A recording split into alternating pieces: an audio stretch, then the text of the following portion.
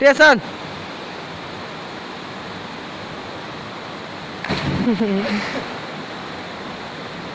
Bỏ đâu.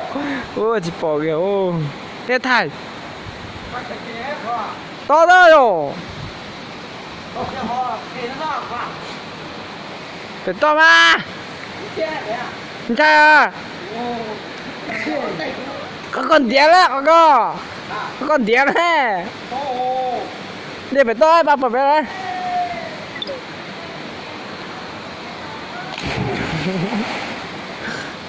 Phần tía. Có con to thế nhở.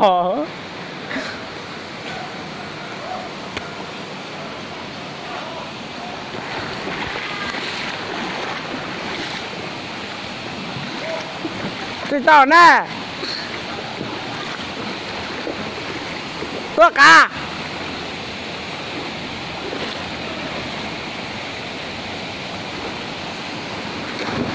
Tôi có nè.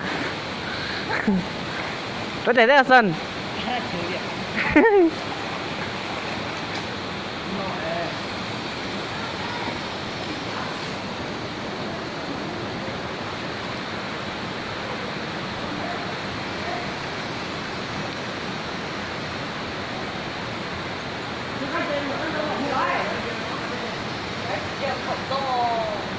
Tiêu.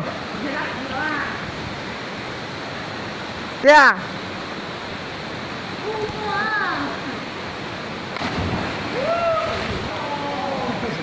Sướng thế ô. Tôi cả thôi này. Chỉ tôi. Tôi có tôi nó nè.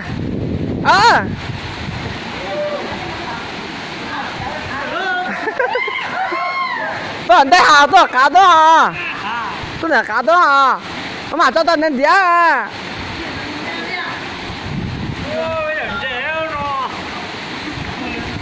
Gần chơi rồi.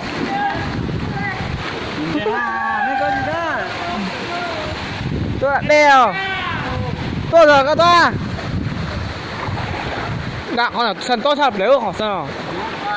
Thấy to lần nghe thấy à, đúng chưa nó là sự tán cao cả lo.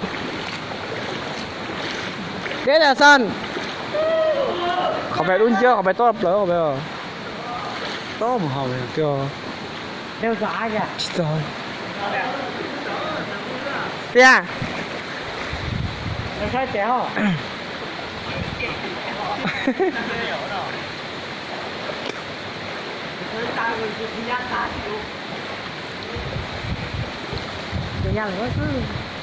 Tia. Thầy có lo.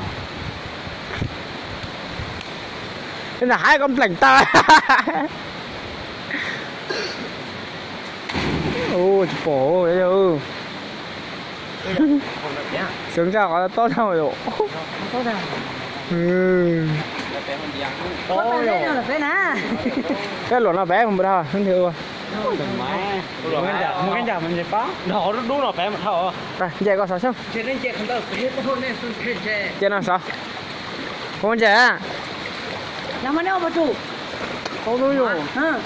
Sao gặp lại to? Con tài này à? Ở đâu mấy? Các khán giả một cho bạn lo, khán giả chỉ trong lửa cái. Đây, đây trên tàu rồi. Mình chạy có sao không? Đây à?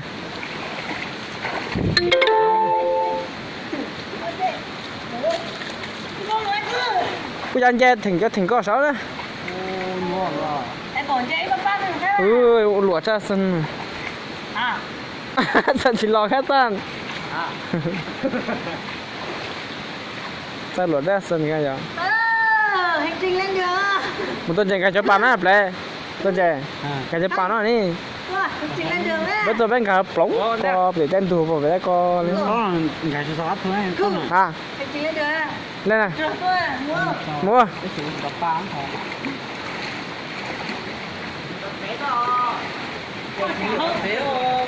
Không thà cánh giờ như một kia ấy. Không gặp cái nào còn chìm rồi phải có mang lón rồi nó lấy đi rồi còn thả còn nó đi nó còn lót đấy. Lục á.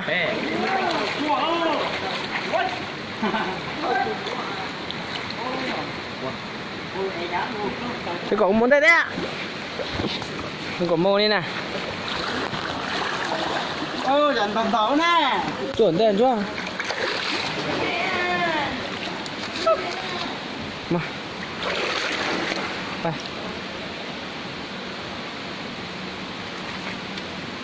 Ô, chạy hẳn luôn. Tình nông bưởi nó thấy à? Tình nông bưởi nó à? Em xé rồi tháo rồi thì thôi rồi.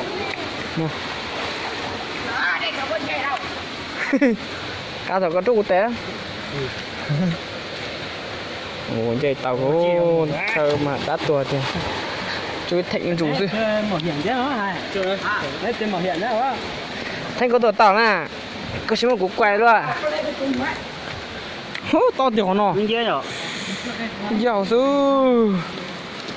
Đi mà như chỉ bỏ cắt thôi lên thôi. Cho cái ổng này à?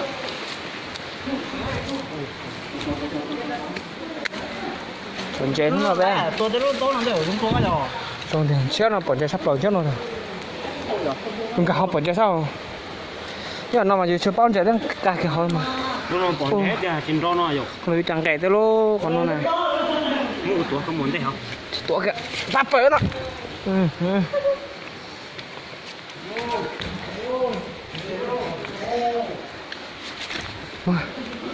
Bắp phải bé. Dạ. Dạ. Ô.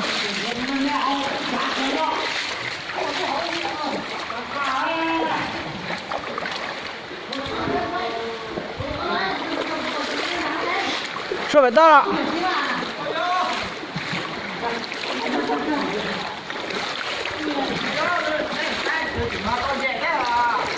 Sao đi à? Tôi lúc nhà đi trả ra chúng ta nhé từ Mau ấy. Mà đi. ổ cái chuyện cái gì được không? Chúng chạy xong rồi chúng chạy ra. À. Của con Một đi. Đi nó nó. Cả cho món à. Chờ cầm món. Để món nó bên rồi, món nó đi gì? Nó đẹp ấy. Giờ già này giờ lúc nó đi gì bên nó. ui giời ơi. Cái to bố có to khác rồi cho mẹ nó. Đi Ô tô chuyện nói chuyện gì hả?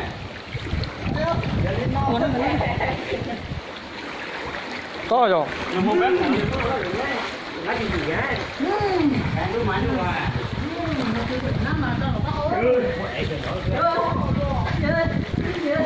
To sâu.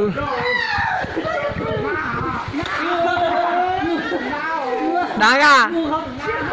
Đá này à? Mua cho. Một thích. Mua cho. Chuối cha kìa. Sao con nữa? Sao con nữa? Sao coi cái liền nào. Ôi à tốt. Xin gọt đùa chứ.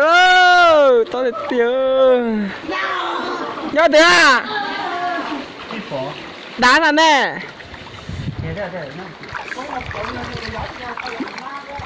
Mua nữa đâu có tí rô có tí. Giờ là vậy. Phải biết tôi đã nói thì biết tôi nó mua sao? Chúa bảo là sao? Chúa bảo thì nó. Chào. To cũng mua cái đây à?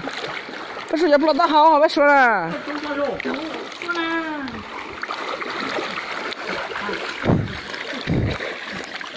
Phú lại một tuổi đã gì?